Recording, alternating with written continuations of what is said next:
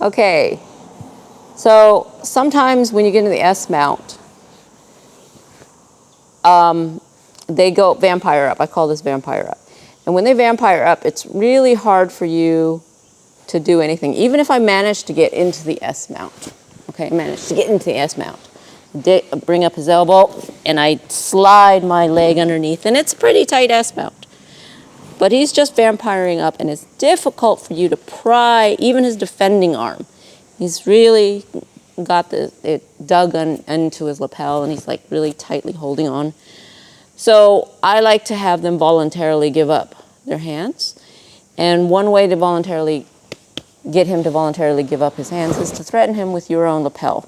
You can't get to his lapel or his collar, but you can easily unravel yours. Just by doing this, it starts to put the fear of God in him that I'm going to do something with my lapel. So I make him see that I have the lapel out. Sometimes I just make a big show of it, like this. What I'm aiming to do is I'm aiming to get my collar or lapel to touch his neck.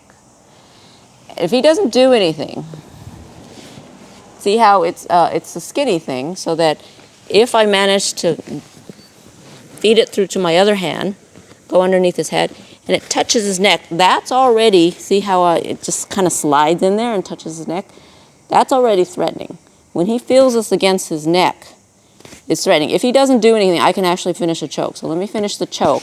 Once I get the lapel to touch his neck, I'm going to go ahead and slide off to north-south. I'm going to put my head at his hip here, and I'm going to dig the lapel into his neck and lift his head off the floor.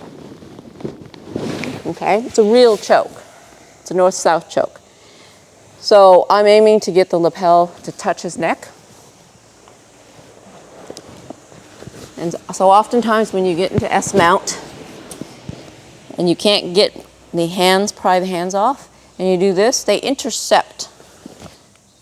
They don't want this touching their neck, so they intercept. When they intercept, you go ahead and take a hold, and you don't let them come back. See? And then you can do what you want. If I were to switch and attack this arm, I could do that. I'll just control the elbow, do my switch, and finish my arm lock. Okay? That was just to try to bait him to let go of his collar so that you have access to the arm. So again, he's defending here really tight. He's grabbing his collar.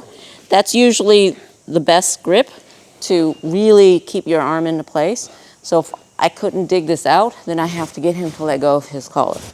So the best way is to threaten that north-south choke by letting him see that this is going to go onto his neck. And he will intercept. Whatever hand he intercepts, he can intercept with the top or the bottom arm, is the one you're going to control. I'm just going to control it with my lapel, dig it up, and then finish the arm lock.